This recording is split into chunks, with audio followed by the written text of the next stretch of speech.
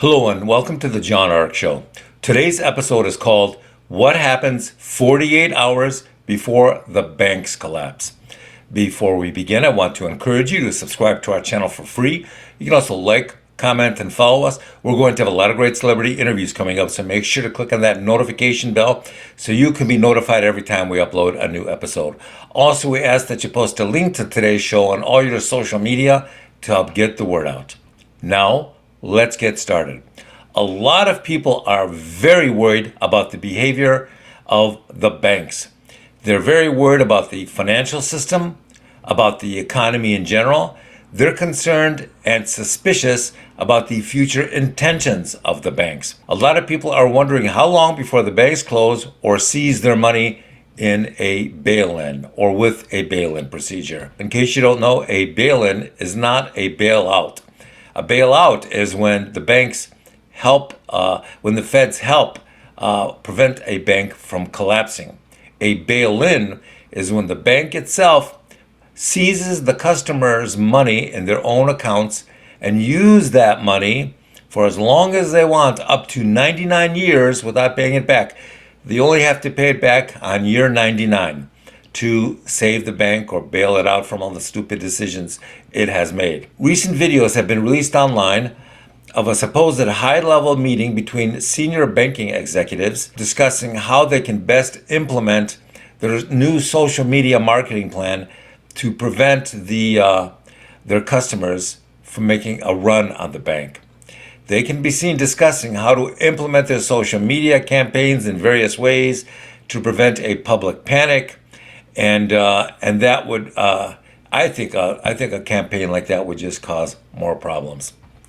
It's not possible to determine if this surveillance video of that banking executive discussion is what it appears to be, or if it was just a deep fake created by someone trying to stir up some trouble. But it is obvious that the executives, if they're real banking executives, in those discussions appear to be less than confident or capable or even prepared for what's coming.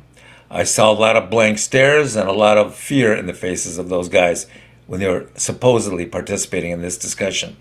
If anything, the executives in the video look like they're not really capable of inspiring confidence in themselves or anyone else for that matter.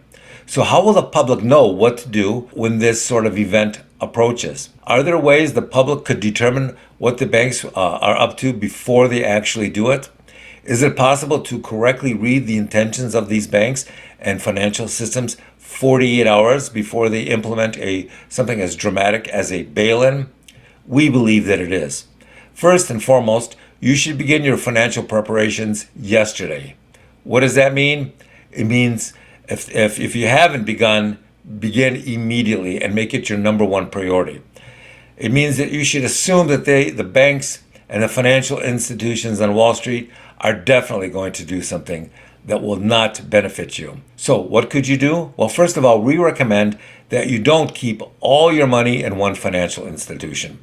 That's because keeping your money in multiple locations moves the odds back in your favor. We don't give financial advice, but we can tell you what the ultra wealthy are doing in preparation for all of this.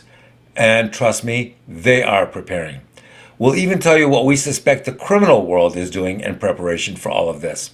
In fact, the criminal world may be one of the best places to learn from, given that they have spent almost their entire careers hiding their money.